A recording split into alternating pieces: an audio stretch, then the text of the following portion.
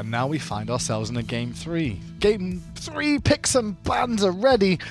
And Obey is showing that Dignitas can continue to bleed. They've bled a little bit more towards the end of the split finally after going undefeated for so long.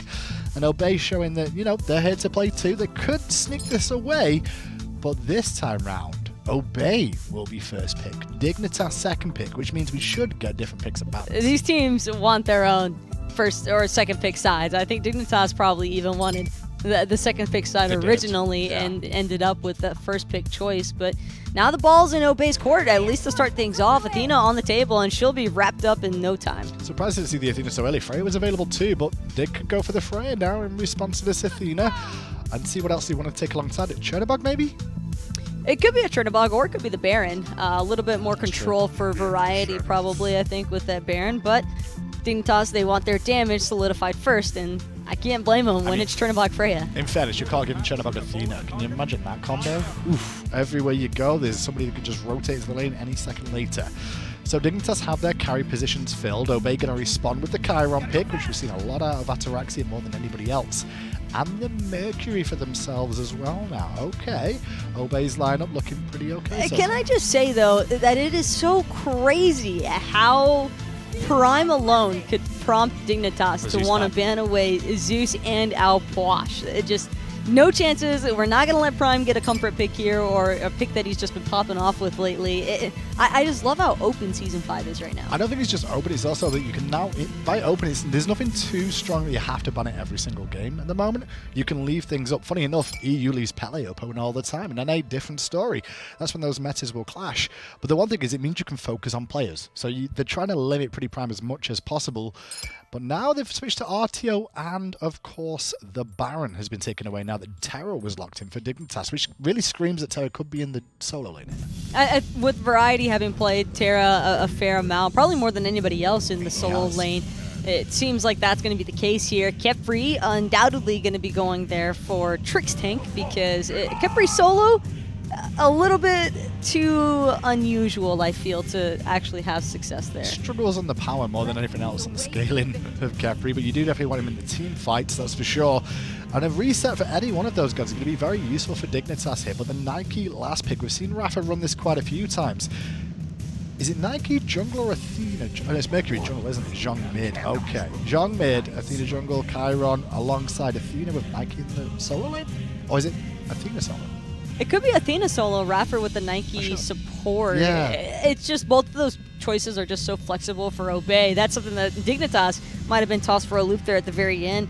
But Qvo just going to run back this Batz one more time, and I can't say that I disagree with it either. Dignitas were definitely lacking control from their current composition. I think that Batz's Fear No Evil alone is going to be enough to supplement for it. You guys at home get to vote on who you think will win this set overall. Obey have made it 1-1 now up against Dignitas. Taco, final thoughts? I like Dig's draft, but I also like Obey's draft. I'm torn between the two. I'm seriously 50-50 here. It all depends on who gets the better Taco's agreed to just go with what chat says. So let's get it over to the casters and see what chat chose in the vote. Thanks, Hindu, and thank you, Taco, for narrowing it down to either Dig or Obey. Hey, someone's going to win and someone's going to lose. That's very true. Someone has to. That's just the way it goes. That's why they pay me the big gems. But a bit different from Obey Alliance. Remember, they ran the same comp Game 1 and Game 2, but a much different look this time. Ataraxia on one of his favorite picks with the Chiron. They're letting iRaffer defend this wave by himself, and they're going to send Ataraxia to go start somewhere else. Is so annoying. Like, this would just annoy me if I were Arkkyl. The fact that he's here by himself, body blocking all these auto attacks. It takes me forever to clear this wave. I took half my health. I'm just annoyed if I'm Arkkyl, and that's exactly what iRaffer is always going for. Well, they'll come in instead and try and steal away the purple buff. Can't find that. Ataraxia will zone them away and defend. But an interesting start. We've seen this a couple times, right, where the Hunter will start. I think we saw Funballer do it earlier. Hunter will start at red, and then they'll rotate back over to grab the buffs together. Does get your Hunter red early on and can give you some early push power. Normally, it would set you behind, because iRaffer did such a great job of keeping Arkkyl off of that purple buff and being able to clear quickly. It means that Ataraxia is basically fine. Works out in Ataraxia's favor without too much trouble. CaptainTwig this time going to be on the Mercury. a pick that I expect there'll be much success with in Prime on what he plays almost exclusively nowadays, which is the immobile mages in mid, right? The Opwashes, the Zeuses, the Zhongquis, and they have plenty of damage and are able to bring in the hurt, so this Zhongqui will be no different. I like Zhongqui a little bit less than those other gods right now. I mean, Zhong, for a while, was the cream of the crop. Ataraxia has to use the beads to get away from Trixtank's abduct. But I don't know what it is. It just feels like Zhong isn't bringing quite as much these days. I don't mind it up against the Chernobog because you can kind of just run at him a lot of the time, and he'll dash into the wall and disappear for a little bit, but ultimately you can end up doing a lot of damage. Good cleanse from Ataraxia. But I don't know. I think that part of the threat of Opwash and Zeus, that you can do that damage from at least some level of distance. Sure. You really can't with Zhong. You've got to be close by, and that means that Variety is going to be in range to root you, and Arkkyl is going to be right on top of you dealing damage. Zyrhoes, QvoFred will be there with Fear No Evil. It puts you at risk. And it's going to be even more difficult for them to all-in anyone, which I imagine is the idea here from CaptainTwig, because they're up against Trixtank on this Khepri, which I think was a good response to the Mercury. We might even see a little bit more of. Just drop that Scarab's Blessing on him before he two-shots them or whatever it is that he plans on doing, and pull them right on out of there and see if he can punish the commit. This Khepri is also pretty good against Zhongqui in particular, but now Trixtank's in some trouble. Horrific Emblem there as well means CaptainTwig has an easy route to come in and get this first blood. Good rotation over from Twig and Prime there just in case, but this Horrific Emblem is really causing problems for Dignitas' duo lane. Games 1 and 2, it got Shell and Beads very early on. Right there, just gets the first blood. It really just feels like you're definitely going to die when you get slowed that way, doesn't it? So you almost have to react as purple buff gets invaded. Talked about how I like Trixtank against this Mercury, but not without the ultimate, as the rotation comes in from Zyrhoes, who's already level 5. They want to try and chase down Ataraxia, who does not have beads available. Taunt is there, but Qvo does have beads, and there's nowhere for the Chiron to go. Dash down for Ataraxia. Good ultimate from Zyrhoes. Even when you don't end up being there to deal a ton of damage, it's really just the fact that you just pressed forward and slowed everybody on the enemy team guaranteed, that makes Living Nightmare an absurdly good ultimate on its own. That's really what ended up making the difference there. Ataraxia just couldn't get away, and it bought QvoFred plenty of time to make a rotation all the way towards the enemy duo lane tower. And it's always nice if you can get a kill over for a Freya and try and get her ready to go. And Arkkyl was able to find a nice kill himself from the duo lane and trying to accelerate that farm. The Chiron taking a spill certainly hurts, but I don't know. I mean, the Chiron's not really trying to look ready to go like right around now anyway, or level 5, 6, or 7. So maybe he can kind of shrug it off. Not too big of a deal for Ataraxia for sure. He wants to be able to stick around and be able to buy a Transcendence right away. He doesn't even start working towards the boots. Instead, he leaves them where they are. Right. And just starts working towards that Morningstar still, just kind of waiting until Transcendence is done. It's an annoyance for sure, but not a complete loss of lane. By the way, check out this ward that Variety just dropped in between Tier 1 and Tier 2 on his side of the map. This is the anti-Mercury ward that just tells you if CaptainTwig is walking in that way and walking towards the Tier 1 tower. I've got a feeling he's charging the ultimate like he is right there. He came over towards Trix and Zyrhoes, has the Golden Blade finished and ready to go. Wasn't able to hit anything there with the actual Sonic Boom and couldn't find much on the back end. They did force them both back. Mercury clears so quickly, he has time to look around for all these extra ganks because Golden Blade is that good. It is. I love it, by the way. I hope it doesn't sound salty. I love that it's in the game. I was a big Throwing Dagger fan and Golden Bow. I'm glad Golden Blade's back. Oh, I know. You have been obnoxiously talking about it for quite some time, ever since you heard it was a possibility. I was super excited, and I said, hey, we should do it. And everyone else said, eh. And I was like, yeah. You were basically groveling at Ajax's feet. I don't know about that. Please, King Ajax, bring back Golden Bow. Please. I don't think groveling works on AJ. I think he did it just to get you to stop crying. I'm happy it's here. You know what? It's getting embarrassing. You know what? If you have to tell everybody that that's what it took to get in the game, then fine. I'm happy it's here. I'll accept that. Those pictures aren't getting out, so it's fine. Which fruit basket you sent Ajax do you think he liked best? Number 1 or number 9? I got him one of those ones where it's like cut into cool pieces. You Yeah. know what I mean? Those edible arrangements, I think. Yes. So I'm a big fan. clearly he is as well. Yeah, it worked eventually. I just had to wear him down, and now Golden Blade's here, and Mercury is untouchable as Zyrhoes flies in, and will catch Prime, a Defender of Olympus there, just to make sure. So is the Banish, and Prime uses beads at the tail end and is able to get back under the tower.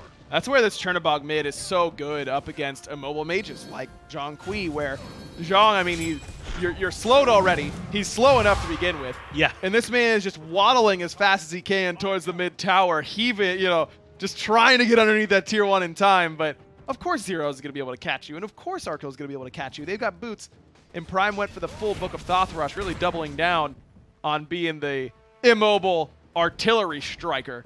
If you get in range, you're in trouble, but it's not easy to stay in range. Not at all. He has dropped the beads, though, on the back end of that fight to try and get away from Arkkyl, who was able to land the Banish, so he'll be even less safe as he does tick over to level 8. But as you said, if he can start recalling those demons and you happen to be nearby, it will not be a nice situation for you. He's got the Book of Thoth, so Book of the Dead is on the table, Gem of Isolation, a ton of very annoying items are in your immediate future if you're on Dignitas. Book of the Dead, definitely one to watch out for, though, I think, for PrettyPriMe. With the Book of Thoth synergy there, where you just get a massive health shield whenever you fall below that threshold, it feels like it might be a little bit too good for Prime to pass up with this style of build. But the question is, where does he get it? From here, you probably have to get Spear of the Magus, if not Gem of Isolation. Whichever one you don't get, whether it be Pen or Gem, I think you need to get 4th. So I think the earliest you could realistically see Prime pick up that Book of the Dead is likely 5th, if not 6th, if he needs to double down on Pen. It is really nice, though, isn't it? Because it kind of fills this gap where Warlocks often went a lot of time for mages sort of like this, who appreciated being able to stack it up. It's so slow nowadays that you really can't afford to, and Book of the Thoth has so much power that you can't pass up on it. It's such a nice bank early on in the game. So Book of the Dead, if you can squeeze it in, feels really nice, but as you said, not nicer than Pen and slowing literally everyone. Yeah, I just think that the more I think about this build path for Prime, it's got to be Divine Ruin next, because you need it against the Terra, because if you join if Variety joins the team fight before you have Divine Ruin, it's a tough fight to win. So it needs to be Divine. From there, it likely needs to be Obsidian Shard, though I guess it could... No, I guess you could go Divine into Gem of Isolation here. But then do you need Obsidian Shard? Can you go for Book of the Dead? Is Soul Gem better at that spot? There's a lot of questions, I think. And it'll depend, I think, on how much pressure Prime is under. They did gank him in the middle lane with Zyrhoes, but they couldn't lock him down. So if Prime feels like maybe they just give up on him as a target, which probably wouldn't be the right way to go, but if they aren't trying to focus him, maybe he can afford to postpone it. If not, just give it up altogether. He'll certainly, based on what he sees in the game, as other builds are also quite fun. CaptainTwig looking for even more movement speed on the back of the Golden Blade he's already picked up. Oh, Golden Blade has movement speed too? That's a good item, huh? It's so good. Are you kidding me? Do you think it's good enough that you'd buy it on Odin? Oh, I pretty much only want it on Mercury. I would agree. We've seen a little bit of Nemesis with Golden Blade. Sure. That seems a little bit soft to me. Wouldn't Slice and Dice take all the minions anyway? Are you getting the splash autos on camps that often? The idea is that you don't need to use Slice and Dice as often to clear the wave. You can just go at the time it's on cooldown. Right. You're able to farm a little bit faster. I think that is not very good. I'm pretty convinced that right now, the only characters I'd buy Golden Blade on are Mercury and some solo lane assassins like an Ataraxia. CaptainTwig has the Sonic Boom charged up. Zyrhoes is a bit isolated. Twig can't lock him down. Nice clear as Twig takes care of the whole camp, but can't quite find Zyrhoes, and so he'll have to leave. I do like the idea there from CaptainTwig. Zyrhoes is going to commit. Doesn't have a dash. Let's see if we can hit it with a Sonic Boom. Even if it's short range, it CC's long enough. Right. Does good damage. But as soon as he misses, get out of there. Good game awareness by CaptainTwig, who looks like he's going for his patented Bruiser Mercury build. Which he doesn't believe is Bruiser, apparently. I don't know. I think he's the one who called it Bruiser. Oh, is he? I feel like he didn't like it being called Bruiser build. Maybe that's what it was. Yeah. It's tough to tell. That's what it is. So I kind of am not super interested in how he feels about it. That's what it is. It's not damage. No. It's not pure damage, I should say. It's not crit. I mean, Crit's pretty good. Crit's pretty good. On Mercury. I don't mind the Frostbound Hammer. Let's go. I wonder if he's going to get Hasten Katana on the back end of it. double down on the you're slow, I'm fast. Yeah, we've seen it built in this way before. I don't know if Twig has done it up to this time. I think Twig is less building this for the slow and movement speed almost, but more for the attack speed slow that Frostbound provides, as well as the health. I think the attack speed slow is incredibly relevant in this game up against 2 auto-attack-centric characters in Freya and Chernobog. Is this Nike passive? Does it change with skins? Yes, it does. I didn't realize. Yeah. I see not much Nike. This one is the one Xaliea always uses. That's right. I'm really big into, like, I think that we should do more. We should make a lot of content, in my mind, around players and the gods they play a lot and which skins they use. Like, I'm all for renaming this Xaliea Nike. Like, I don't care. Because he uses it so often. Yeah. I think we should be rating the skin so that we can talk about who's using a skin that might not help them as much, right? Like, there's skins that are so good, you should be using them. Like the one where Hou Yi turns into a bush. Yeah, that's top tier. That's a really good skin. Yeah. But so is the, like, the mechanical cowboy one. Oh, that one. I'm not a huge fan of it. Its laugh is very good, though. I think that one's really good. Yeah. But so is the wedding Hou Yi. Yeah, I like that one too. Yeah. So is the tier 2 Hou Yi. Hou Yi has good skins. Why are we talking about Hou Yi skins when he's not even in this game? 2-man taunt comes out from iRaffer right into Sonic. Boom. Good setup. Zyrhoes, though, has the Scarab's Blessing. Perfect from Trixtank to make sure that Zyrhoes makes it out. And that's the problem with Zhong up against Khepri is that your damage is out there. You don't have a choice on whether or not to stop it. And that's where I really like Khepri against gods like that. It's for the same reason I like Kuzenbo against gods like that. Once the damage is out there, it's released, and you can't get it back. So even though Zyrhoes is very, very low, and normally you'd see Obey stop DPS and try and kill him, you can't. The damage is already done. And and as much as you're right about how good it is into Zhong, it's just good into the mindset of this composition from Obey Alliance as Arkkyl's forced up into the air in response. Zyrhoes goes up into the air, comes right back down. Not going to be a lockdown Twig, but they really want to be able to get those picks. That's what Mercury really wants. It's just that much harder against this Khepri. It is, but Obey has done a good job of drafting for the team fighting phase on top of that. I mean, this Nike-Mercury combination is cute because Xaliea gives you movement speed as part of the passive. That Mercury converts that into power. You're already getting power from Nike on top of that. It works well, but Nike is really there to be the you can't kill me warrior in the team fights. PrettyPriMe is there to carry these team fights in AoE damage and ability to absorb a little bit of punishment himself.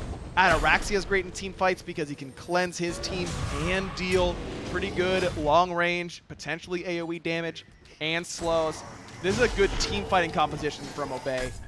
Even though you're right, Mercury does want to get picks a lot of the time, he can team fight well on top of that. That's what makes him so good. He's pretty versatile. He certainly can. Even if he can't find the kill, Sonic Boom, if he can hit multiple people, is nice. As iRaffer is in trouble. Fear No Evil committed here as well. Nowhere for this Athena to go. Dash into the wall. Horrific Emblem, though, was that enough to jump in from Qvo? Overhand smash comes through, but iRaffer got him to commit. But there's the Scarab's Blessing one more time. Oh, but shots from Ataraxia are good. That helps CaptainTwig get one. Xaliea gets the other. Great accuracy from Ataraxia and that Chiron ult.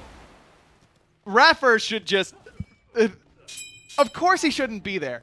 But isn't that the most iRaffer play of all time? Oh, yeah, that they win the fight on the back end when he somehow lives way too long? Yeah, right. Absolutely. That is iRaffer's ideal team fight, where he dies because he did something stupid, he got to do something stupid, and his team got to win because of it. And he's like, yeah, can y'all kill me? And oftentimes the answer is no. And now look at that, iRaffer's back first with Defender of Olympus. Taunt lands on the Trixtank. They don't have any more CC. Oh, of course they do. Twig lands special delivery, but Earth and Fury from Variety hits everybody, and Ataraxia gets deleted. Now it's Prime's turn. He's going to let those demons out of the bag, but into the wall goes Zyrhoes, and Arkkyl raining down shots from up top. Just way too much AoE there from Team Dignitas. Variety joins one fight and ends one fight pretty much that easily. Earth and Fury, we talk about it all the time, wins fights pretty easily, and that really was the difference there.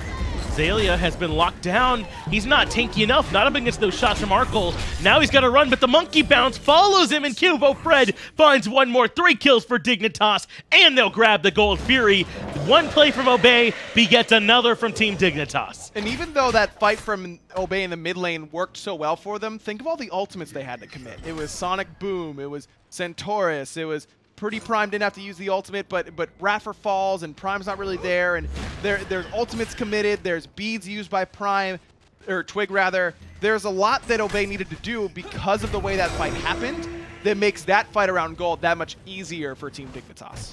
They're going to grab the Pyromancer from the back end as well. A nice fight in Dignitas' favor. But remember, it's certainly not doom and gloom yet. It's only about 1,000 gold lead for Dignitas on the back end.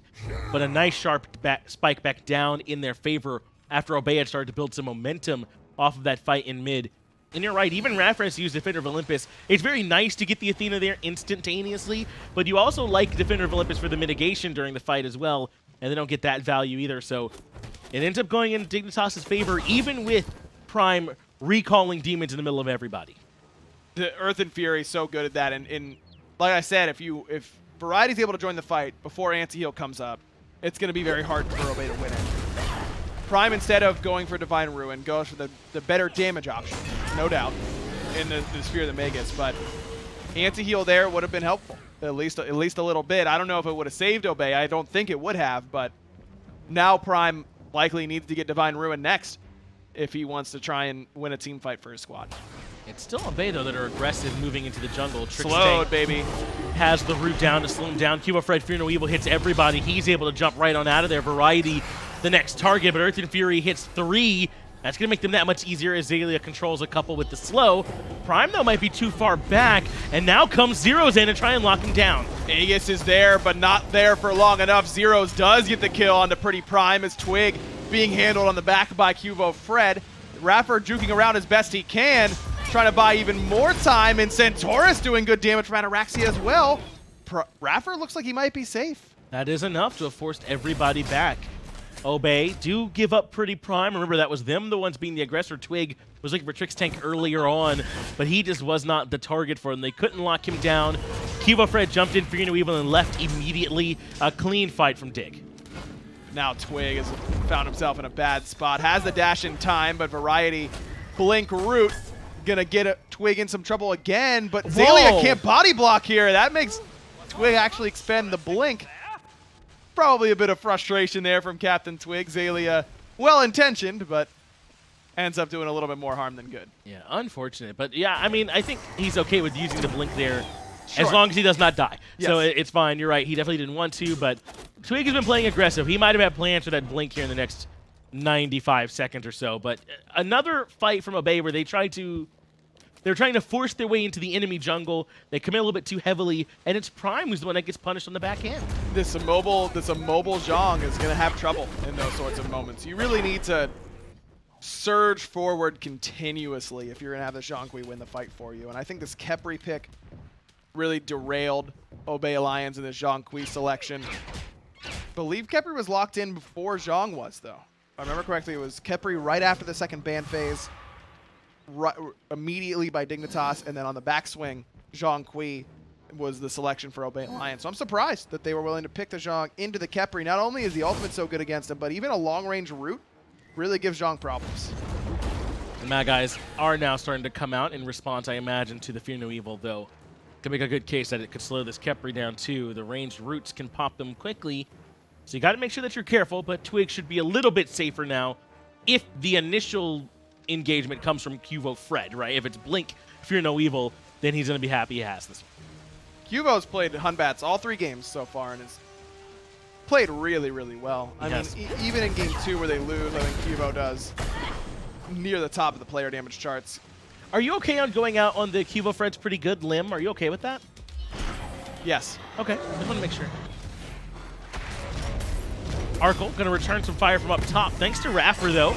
A little bit of extra protection coming out from Defender of Olympus. Zyrhoes going to put out what damage that he can. He commits the ultimate to come join the fray. And not much more comes from that. A couple ultimates given up on each side. 2 globals, 1 on each side. 2 non-globals, 1 on each side. So just about even.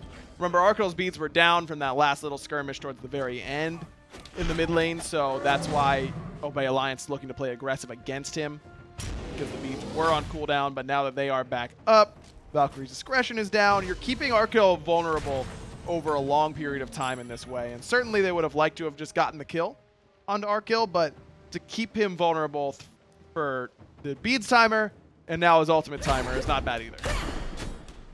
Fear might be on the menu here for Obey Alliance, but you were saying that you like QvoFred on this in bots. He's played it well during the set. He's played it well his whole career. I mean, he's been a Batz player for a long, long time. Taunt on his Zyrhoes, but no one really here. Ataraxia could have ulted, but no way to 100 to 0 zeros from that distance. And I think that the consistency, look, Dignitas isn't playing for a whole lot here. They're playing to crush the hopes and dreams of Obey Alliance to get confidence before placements, which is relevant. But also, they're just looking to get some momentum themselves. But I think it's very important they don't show anything that the other teams can really prepare for. No one is surprised that Qvo plays on Batz. No one is surprised that Variety's willing to play Terra solo 3 games in a row. That's the way that Dignitas has played their whole careers, basically. So no surprise. Dignitas will rarely surprise you as is, anyways. They often just kind of just play heads up a little bit better than you do, right? That's kind of what's made this Dignitas team so strong. In particular, they usually are very calculated throughout the games as well, and can just make better decisions in late game. Only a couple times where it sometimes gets away from them. As Gold Fury not picked up, looks like the teams are shifting their focus away from it. No one has a significant advantage around it. As you mentioned, relics and ultimates available for everyone. So maybe looking for any kind of picks first before they move in for the objective.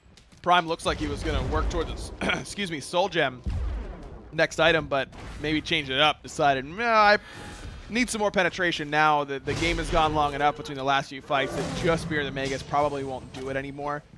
I'd like to see this be Divine Ruin. Going without an Obsidian Shard feels wrong as a mage, but Zhong is so likely to get every stack up with that Spear of the Magus that it isn't quite as bad. Defender of Olympus expended there from iRaffer just to get back into the game a little bit faster.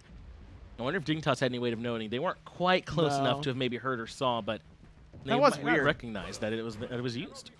That was a little bit strange from iRaffer. Don't know why he decided to use it. I thought that maybe they saw Dignitas being a little bit spread out. Look at this on the right-hand side. Zyrhoes has to contend with CaptainTwig and has to use Living Nightmare in order to do just that. Zyrhoes will come right back down, and without Purification Beads, Twig can just blink on him. Blinks right back in. Aegis is there. Twig doesn't have a ton of damage, Mercury. But it eventually gets it done, and Zero's a little bit too alone. And he initially dashes not into the wall, but just away. Yes. Maybe if he went to the wall a little bit more angled, he might have been able to get far enough away. I don't think so. Dash was there from CaptainTwig afterwards. It was nice.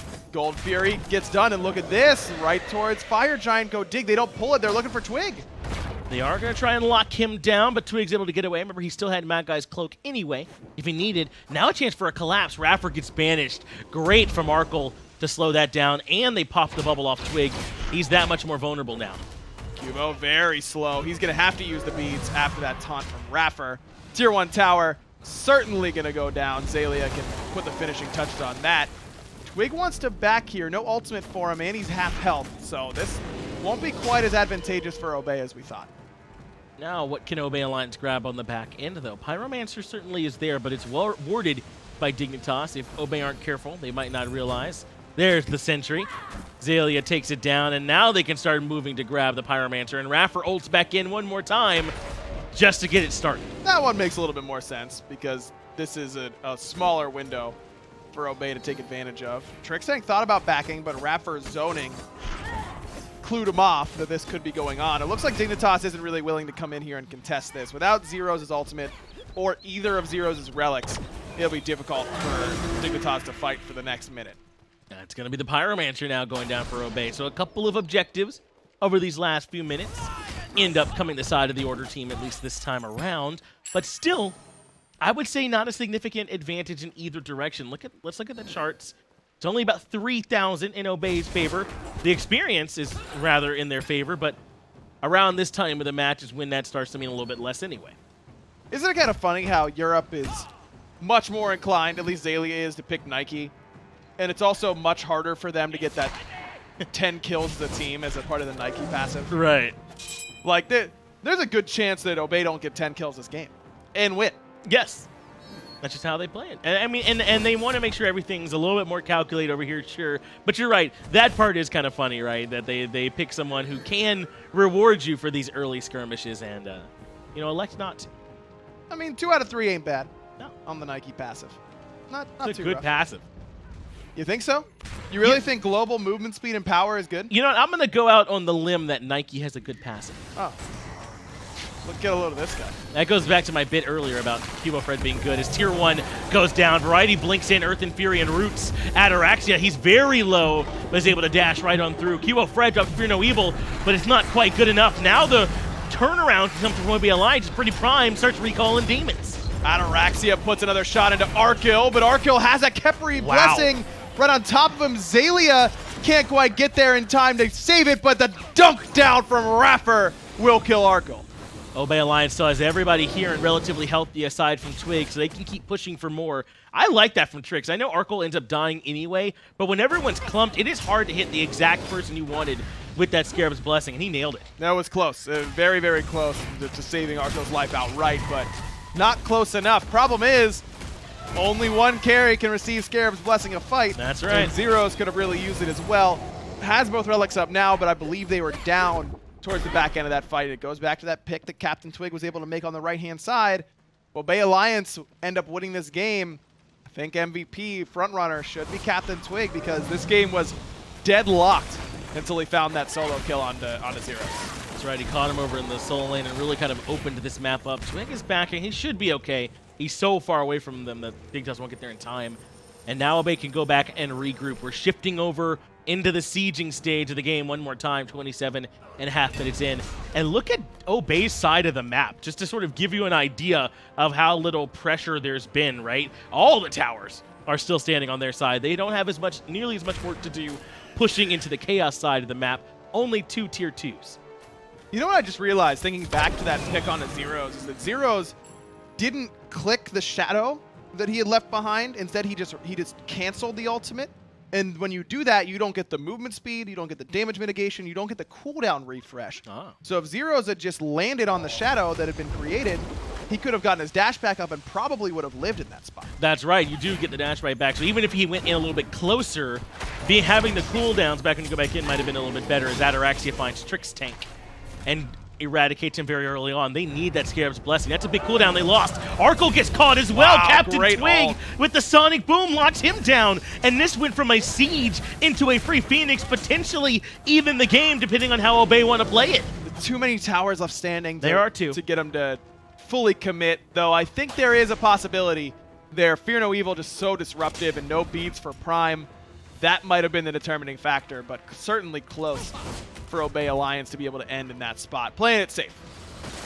The dual lane goes down, unfortunately. Trixtank a little bit too far forward, and Arkkyl committed the sin of being near his Phoenix, apparently, as CaptainTwig is able to find the Sonic Boom from way downtown. Now mid-Phoenix is the one in trouble. Trixtank will be back here in 5 seconds, but that might be too long. The mid-Phoenix already getting shredded. Twig and Ataraxia have plenty of damage. That's 2 going the way of Obey. Man, Obey Alliance looks so good. Right on time for DreamHack. Yeah. I can't wait to see Them how and they Mouse do both. At placements. Yeah, Mouse as well. And for as good as they have looked, Rival is kind of...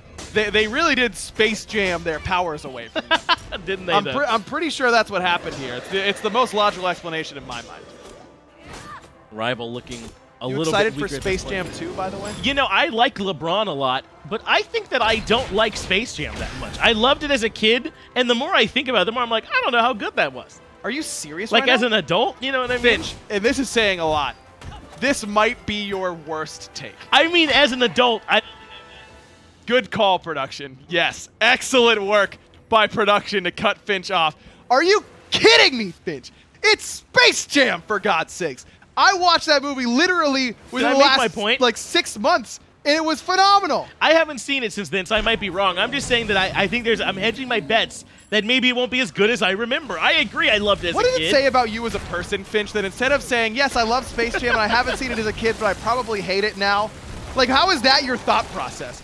Just be like, yeah, Space Jam rocks like everyone else on the freaking planet. It was great. I loved it. I don't hate Space Jam. This is going to come out like the I hate dogs thing as Obey Alliance push into the left side Phoenix. Trixtank is very far forward, but Fear No Evil is very good from QvoFred to push everyone back. Zyrhoes drops in as well onto Prime, who does still have the ultimate and is returning quite a bit of damage. Ataraxia looks for some shots. Into the wall goes Zyrhoes. Masterful shots there, and Zyrhoes gets the heal. iRaffer just a second too early. Blink from Variety puts him in range again to find a route.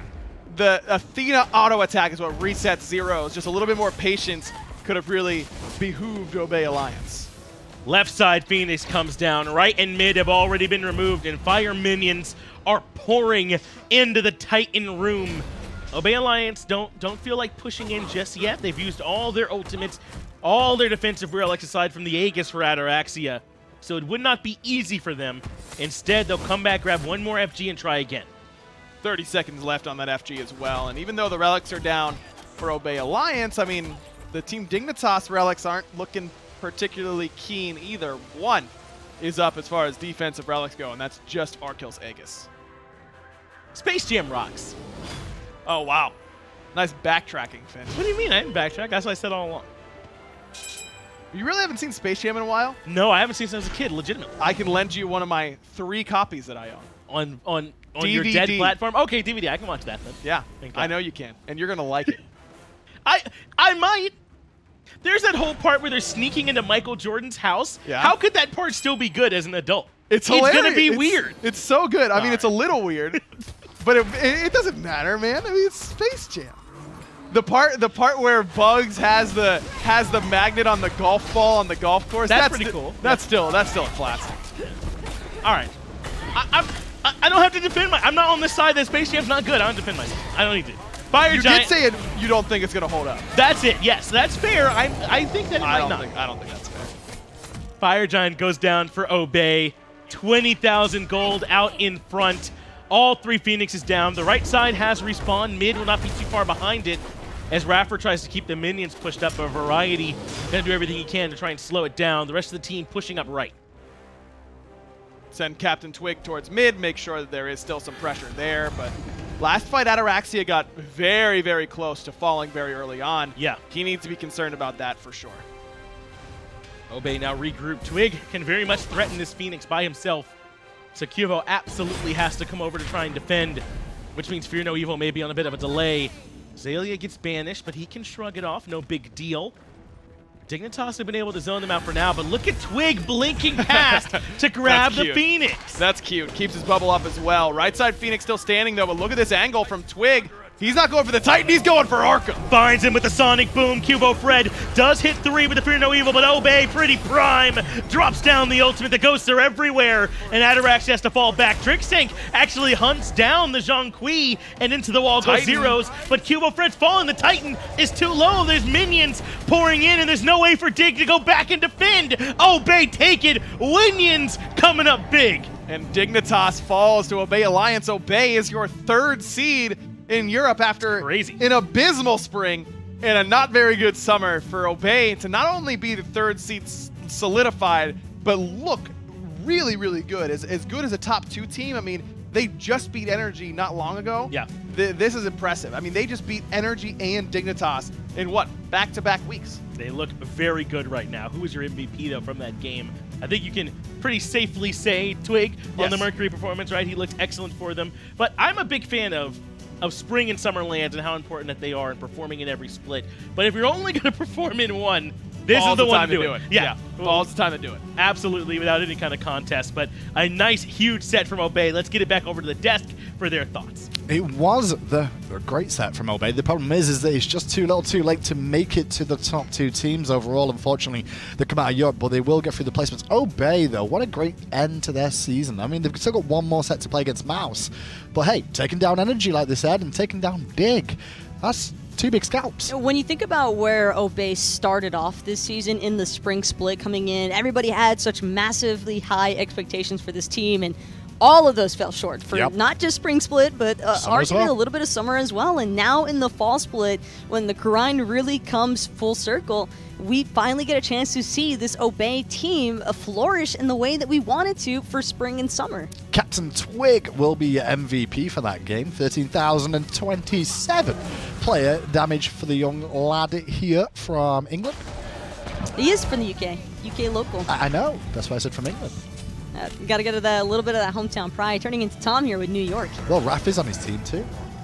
There's more UK kids now in Obey. There's more and more. There actually are a lot of UK kids from in Obey. Smite, actually. Maybe that's their team synergy. It took a little while for all of them to sync up their UK passives. This set, though, overall, low kill count in terms of how many kills, but once again, a very tactical battle between these 2 teams. If you notice, the mass majority of the fights that took place in not just Game 3, but also Games 1 and 2, respectively.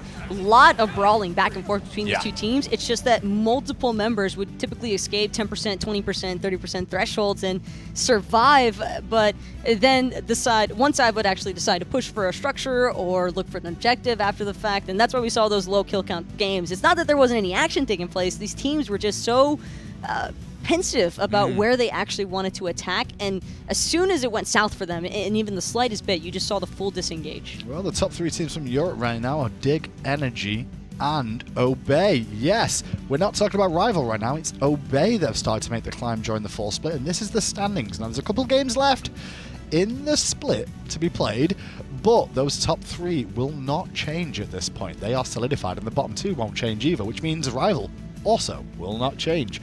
The standings will change in terms of wins and losses, maybe, but that is exactly how Europe's going to look. North America, though, different story. We find out more info there tomorrow. Everybody's waiting on that Splice Space Station matchup also, because that's going to be the real deal to determine who actually finds themselves getting that bye, and whether Splice are going to have to do a little bit more hard work if they want to find themselves overlapping or passing up on Space Station. Not gonna lie, Taco, I think if I'm Europe right now, I'd be looking at this going, Splice, please qualify. Please beat Space Station, because I don't think anyone wants to face Splice just yet. I'm not sure that anybody wants to face Splice, but getting Space Station as your secondary prize, that's not much of a runner-up there for a reward at those placement rounds. I think whichever team goes through is certainly going to be a force to be reckoned with. Well, 3 teams are booked for DreamHack Direct, Energy, Dignitas, and of course United. You guys can get your tickets too at hi-rezexpo.com, November 16th to the 18th. We'll keep selling you them until the event is over. And you want to make sure that you stop by, because it's not just going to be Smite action taking place at DreamHack Atlanta. You can also have a chance to catch up on some other titles that'll be available for your viewing pleasure. Like Paladins and all the other video games in the world too that are going to come to you guys there. Also, don't forget After Party tickets also on sale at hrxafterparty.eventbrite.com. $50 will get you into the After Party, which is a main event where there's bowling and laser tag and pool tables and drinks and dance floors and arcade games. And just make sure that if you do end up going to that after party, which you should, by the way, if you want to actually get a chance to see everybody in their natural environment after all the stressfulness of a real deal I'll be dead. LAN, well, take the next day off. I can barely take the next speak day off. by that point. That's generally where I'm at after the LAN. Last thing to mention, you guys are all watching on Mixup. Make sure you link those damn accounts, okay? Get them linked so you can get some free stuff. But that's all we've got time for here today, Taco. Europe is coming to a close here. There's one more day left of European SPL. Tomorrow, however, we'll be back in the morning with some Smite Global Series action. It's going to be Oceania in a tiebreaker match to see who will actually come to represent Oceania. And then following that, later on in the day, at 1 p.m. EST, we're going to see North America. We get to see that Space Station versus Splice set. So tune in for that. From everyone here, though, at hi-rez Studios, have a wonderful rest of the evening, and we'll see you tomorrow.